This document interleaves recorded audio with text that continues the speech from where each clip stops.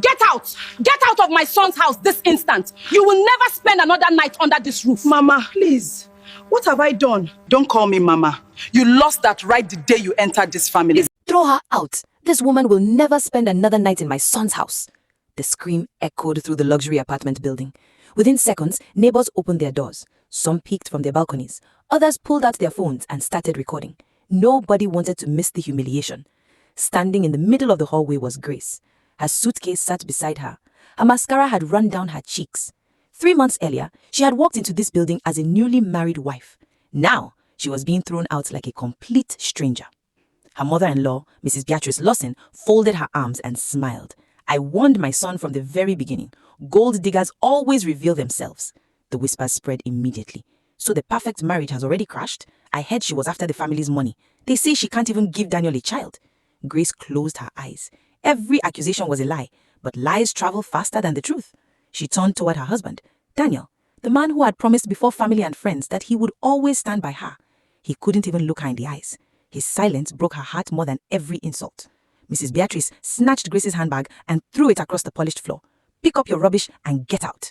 The crowd laughed. Someone even whispered, I knew she wouldn't last. Grace bent down slowly to gather her belongings. Then something strange happened. An elderly cleaner who had been quietly mopping the hallway stopped beside her. Without looking up, she whispered, Don't cry. They are the ones who should be afraid. Grace looked up immediately. What did you say? But the woman simply pushed her cleaning cart into the elevator. The doors closed. She was gone. Grace stood frozen. Why would a complete stranger say something like that? Inside the apartment, Mrs. Beatrice locked the front door and turned toward Daniel. Now we can finally breathe. Daniel looked pale. I don't think this is over. She laughed. It is, as long as she never finds your father's file. Daniel's face changed. What if she already knows? Mrs. Beatrice walked into her late husband's private study. She unlocked a drawer hidden behind a bookshelf and carefully removed a thick brown envelope. Stamped across the front were the words, Confidential. She held it tightly. For 5 years, I've protected this family. No outsider will destroy everything I've built. Daniel swallowed hard. What if father was right? Mrs. Beatrice's eyes turned cold. Your father made the biggest mistake of his life, and he paid for it. Daniel fell silent. Outside, Grace dragged her suitcase toward the parking lot. She had lost her marriage, her home, her dignity, everything she thought she had. As she searched inside her handbag for her car keys, she noticed an envelope she had never seen before. Confused, she opened it. Inside was a handwritten note. It was Daniel's handwriting. Only one sentence was written. If anything happens to our marriage, don't trust my mother. Everything she's hiding is inside father's confidential file, and she's terrified you'll find it first. Grace's hands began to tremble. She slowly looked back at the apartment building. For the first time, she realized she hadn't been thrown out because she was unwanted. She had been thrown out because she was getting too close to a secret someone would do anything to keep buried. They threw her out of her own marriage, called her a gold digger, and celebrated as she walked away in tears. But less than 30 days later, the same people who humiliated her were on their knees begging for her forgiveness. What they didn't know was that Grace had just uncovered a secret powerful enough to destroy their entire family. The moment Grace opened the confidential file, she realized her marriage had been built on a secret that could destroy an entire family. Alone in her car, Grace unfolded Daniel's note again. Don't trust my mother.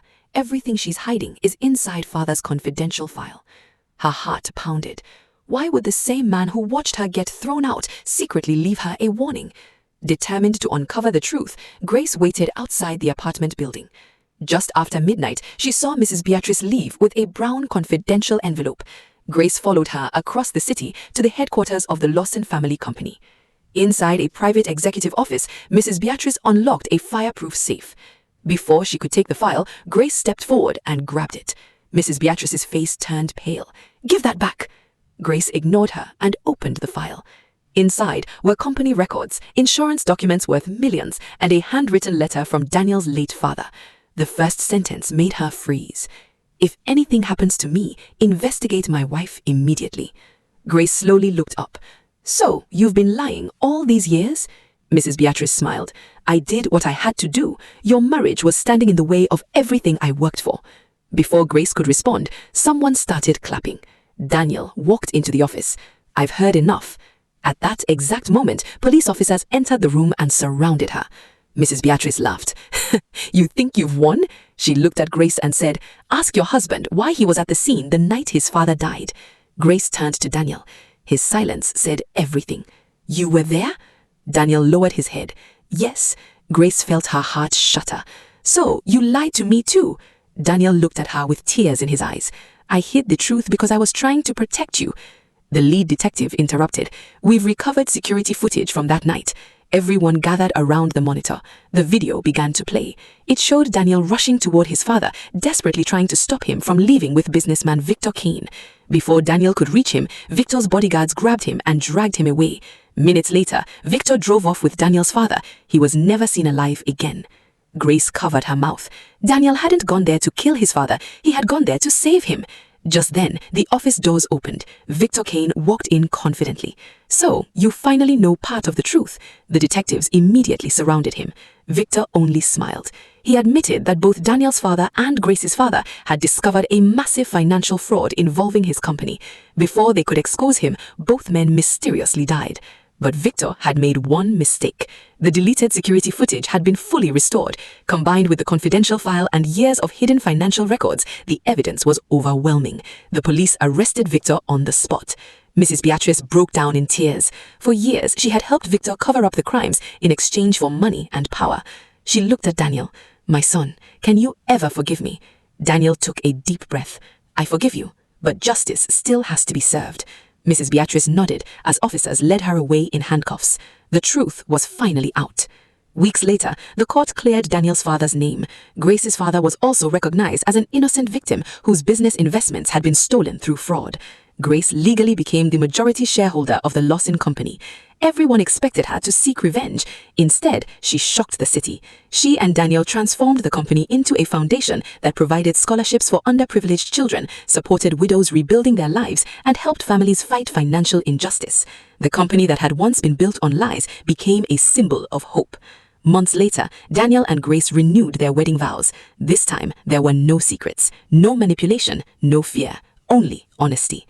As Daniel slipped the ring on Grace's finger, he whispered, "This is the marriage we should have had from the beginning." Grace smiled through tears. "And this time, no one will ever come between us."